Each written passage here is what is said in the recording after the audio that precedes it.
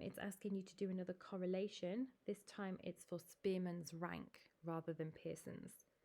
So the first one is asking to give a reason why we should use Spearman's over Pearson's. This one's hard to see when it's just in the table. So you could sketch the scatter graph on your calculator if you've got enough time in the exam. You could also just try to sketch it roughly by hand and see what it looks like. But you also sort of know that the answer there, because they've told you, is that it must be non-linear. Okay, so Pearson's correlation coefficient only works when the data is in a straight line and therefore linear. You can also see here we've got one rank and one price, which again suggests that it would be Spearman's rank, since this one is only ranked and it's not a true reflection of the difference between each value. So any of those would be fine for A. And then for B, we need to calculate what the Spearman's rank is. So in order to calculate a Spearman's rank, I need to put both of the data sets into a rank. So the first one is already in a rank, or the second one here, this second set of data. I now need to put the price into a rank as well. So I can do this on the table. I can annotate it here. And I'm going to start with the highest priced first, since they're looking to see if the highest rating has the highest price. So if rating 1, therefore, should be the highest price. And then the second highest value I've got there is the 399, but there's 2 of them. So this would normally be 2 and 3, but they can't, 2 and 2 or 3 and 3. They can't both be the same, so we give them the average of the 2, so 2.5 and 2.5.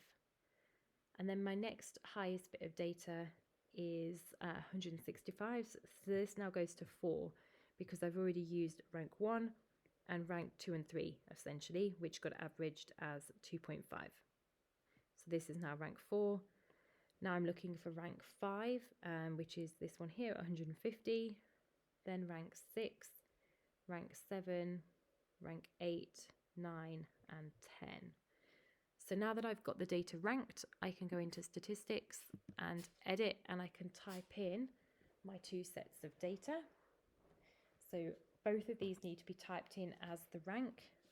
So my first one is 2.5, 1, 2.5, 5, 4, 7, 6, 8, 9, and 10. And then my second one is already ranked for me.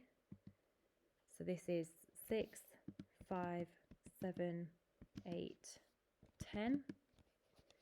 1, 2, 3, 4, and 9. So now that I've got the 2 pieces of data ranked, I can now do my calculation to find my R value. So I'm now going to go into calculations and linear regression, and then calculate this, and I can see my R value is just here at the bottom. Don't get confused for R squared, and this is minus 0.1945, or just 5 if it's 3 significant figures. So there's 2 marks here just for writing that down. One of them would be for part of the method here, which is writing or looking at the way you've ranked the data.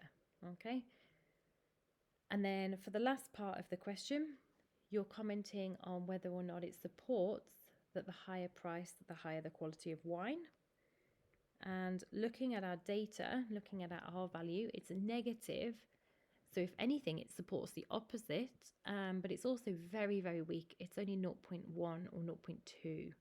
Okay, so it's very weak. So you would need to comment on this. It's very weak. It's also negative. Whereas to support her claim, it would need to be strong and positive. So we cannot support the claim. Okay, it doesn't look like it is the case that the higher the price, the better the wine.